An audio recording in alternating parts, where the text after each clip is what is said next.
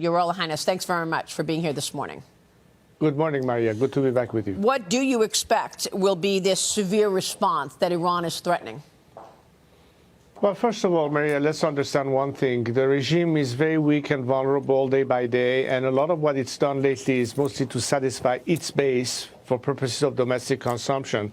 When you come to think of it, we have a situation where Iranians today are facing official 45% inflation. Our currency has been devalued to up to 10,000 what it was at the time of the revolution.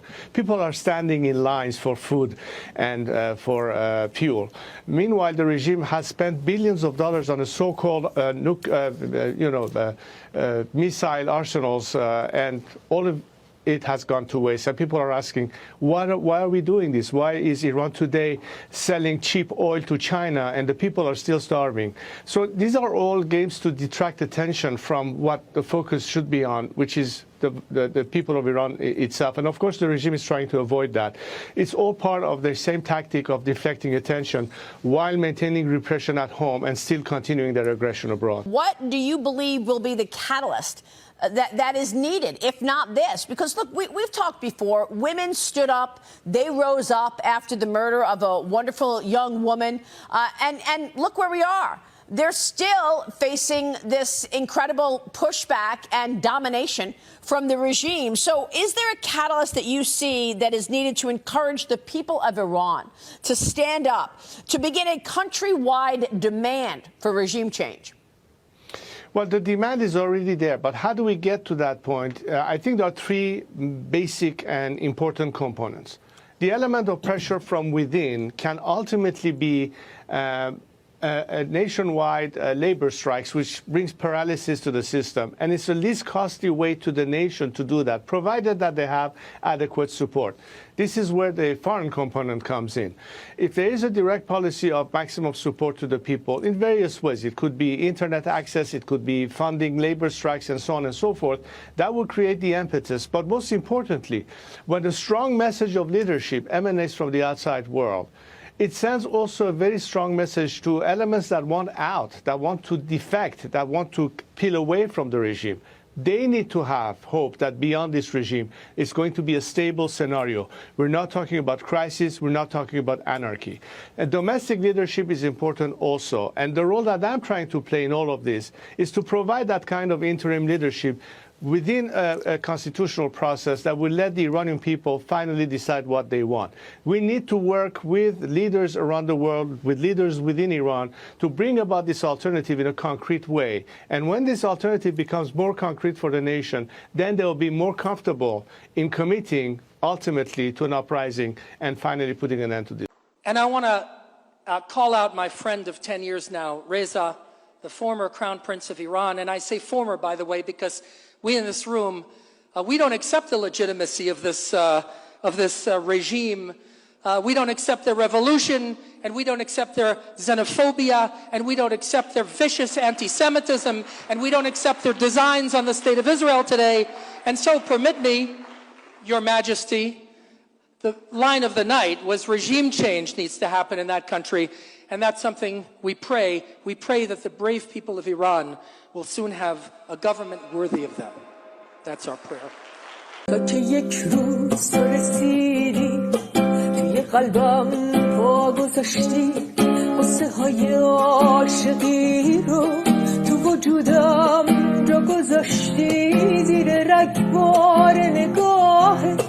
دلم انگار زیر و رو شد برای داشتن عشق همه جونم آرزو شد تا نفس کشیدی انگار نفسم برید تو سینه ابرو باد و دریا گفتم حس عاشقی What do you think, Mr. Pahlavi, will happen next? Because, of course, Israel is having discussions. They're having very serious debates here about what to do next. They are split, but the feeling is there needs to be some kind of response. What do you think Iran will do next? Look, I mean, I'm not going to get into speculating as to who is going to do what and whether this will escalate or not. What I can tell you, however, is that the ultimate solution that puts an end to all the problems that are directly tied to this regime, whether it's the nuclear threat or radicalism or terrorism or lack of stability in the region, is for this regime to be put to an end. The Iranian people have launched for a long time a fight for freedom. I think this is the time where the world can make an ultimate decision with a major shift in policy that rather than pursuing avenues of diplomacy and appeasement that only embolden this regime to do exactly what we have seen lately, is to put an end to it by supporting for change the Iranian people who are the alternative. As we sit here tonight, there is a real risk. American intelligence has warned Israel that for the first time, Iran may not be using subordinates and surrogates like Hezbollah and Hamas and the Houthis. They may actually directly attack Israel. That is a possibility if only His Royal Highness was now in charge of Iran. We would be living in a very different world. And I think we all hope that someday that dream will become a reality. That belief will become a reality. There must be regime change in Iran. As His Royal Highness said, the head of the octopus survives when its arms are cut off. In fact, the arms of an octopus regrow. And we cannot allow only the surrogates to be punished. They have to be dismantled. We have to dismantle Hamas and Hezbollah and the Houthis. But there must also be regime change in Iran, and anything that we can do to bring that about will be obviously in the interest of America and the interest of Israel and the interest of world peace. You know, people see Iran ruled by the mullahs, and it looks like a very backwards country now, but Iran was a very modern country. It is part of the mindset that was created as a result of what I think is the legacy of my father and particularly my grandfather of pulling Iran back from the dark ages and putting it on the track for modernity and progress and education and everything that led to our country beginning to prosper. So people were appreciative of the fact that now we are addressing many social issues, women's rights, things of that nature, which was part of that vision. And of course, in contrast, what the regime did was all of a sudden put us back in the Middle Ages. And when you hear people today just comparing, they say, you know, we should have been today the South Korea of the Middle East. Instead, we become the North Korea, which means it's not the people, it's the system that creates that problem. And the economy was growing rapidly. Women had rights. You had some of the very best universities in the world. There's still great electrical engineering talent that comes out of Iran. Some of the most talented people I work with here are from Iran, but they're escaping now to come work. That's correct. You have posted on social media that the fate of Israelis and Iranians are intertwined. Israel is now deciding on what response it should make to Iran's attack over the weekend. What would you say would be the best response?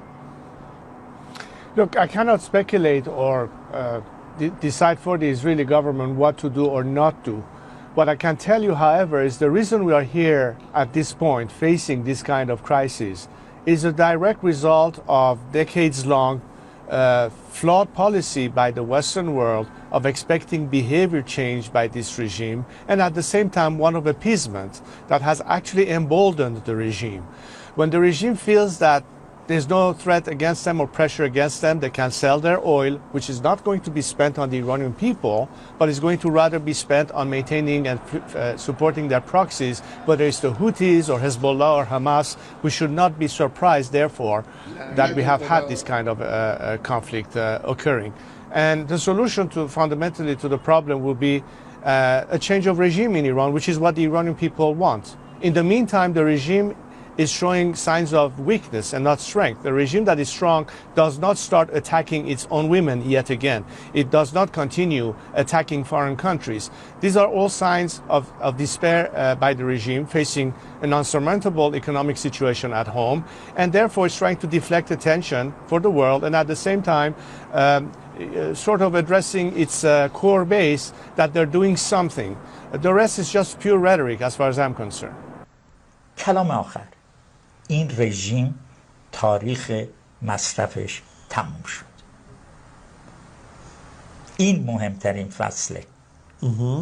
اوکی؟ اینها ایرانی میخوان که بتونن بیان سرمایه گذاری کنن، نه با این رژیم. اوکی؟ باید اون منطقه رو ساخت. مگه ندیدید خود پرزیدنت ترامپ گفت به جای اینکه بریم جنگ و هزینه کنیم، خب اینو هزینه کنیم این آوارستان رو بسازیم. پس این یک طرحی است که عده‌ای با هم به توافق رسیدن، فقط ایشون دستور عمل صادر نکرده. درسته. اینه که من فکر میکنم خود رژیم همه ما رو غافلگیر خواهد کرد. جنایتکارا با اون بادبادک‌هایی که هوا کردید و آبروی نداشته خودتون رو بردید، با این جنایت‌هایی که دارید میکنید، با این ستیزهایی که با زن ایرانی در خیابون‌ها دارید میکنید، شوکر میزنید. با زندانیای سیاسی ما دارید مبارزه میکنید و اعدامشون میکنید. شرم بر شماها، شرم بر اون چه که شماها ندارید. اینو نگاه کنید، کشور ما رو ببینید به کجا رسوندن. بچه نوزاد رو بهش داره مواد مخدر تزریق میکنه. ما باید چیکار کنیم ملت؟ به جز این که بلند شیم، همکاری کنیم، با همدیگه فریاد بزنیم و اینا رو از این کشور بیرون کنیم، راه دیگه ای نمونده. باید اتحاد خودمون رو داشته باشیم. ملت ایران خودش میتونه این کارو بکنه اگر بخواد. البته دنیا الان اینا رو نمیخوان، تمام دارن اعلام میکنن و دارن با هم همکاری میکنن که این جنایتکارا رو بردارن. شما برای چی میترسید؟ اینها نقطه ضعفشون، جادوشون روی حجاب زنه و زن تا به امروز جنگیده و خواهد جنگید. از پا اینا رو خواهد انداخت.